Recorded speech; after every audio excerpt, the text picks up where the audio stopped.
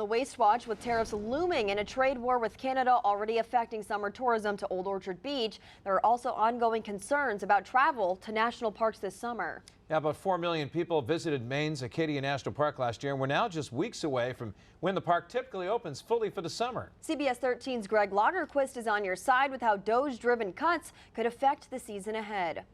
Good morning. Acadia is among the nation's top 10 most popular national parks, and there seems to be some confusion about what these DOGE cuts could mean. Last month, the Trump administration abruptly laid off 1,000 probationary National Park Service workers, only to have those jobs reinstated just last week as part of a lawsuit.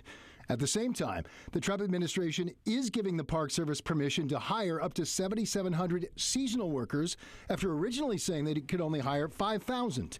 Maine Senator Angus King, who leads the Senate's National Park Subcommittee, spoke out earlier this month, blasting this uncertainty and the threat to federal workers. What's going on here is a sham. It's a performance that is, I think, intended to lead people to believe that something's really happening here with regard to the budget and the deficit, when in reality, it's really simply cutting government services. For their part, the Trump administration has insisted the DOGE-driven cuts, including to national parks, are necessary to get rid of waste, fraud, and abuse and ease the burden on taxpayers. Hey, ho, ho!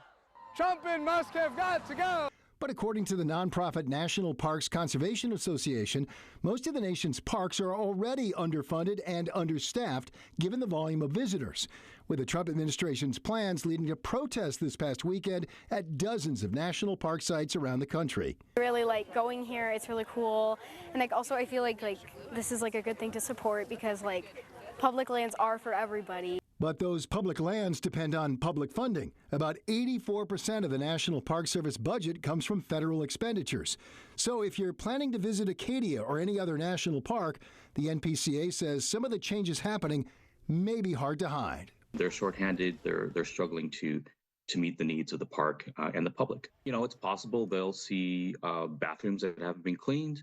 They'll see trails that aren't being maintained, fewer hours at the visitor center. But there are some positive signs this week. For example, Acadia National Park just posted on its Instagram page it is hiring right now for seasonal trail workers, and they insist the park will be ready with Acadia's famous Loop Road and other amenities set to open for the season on April 15th.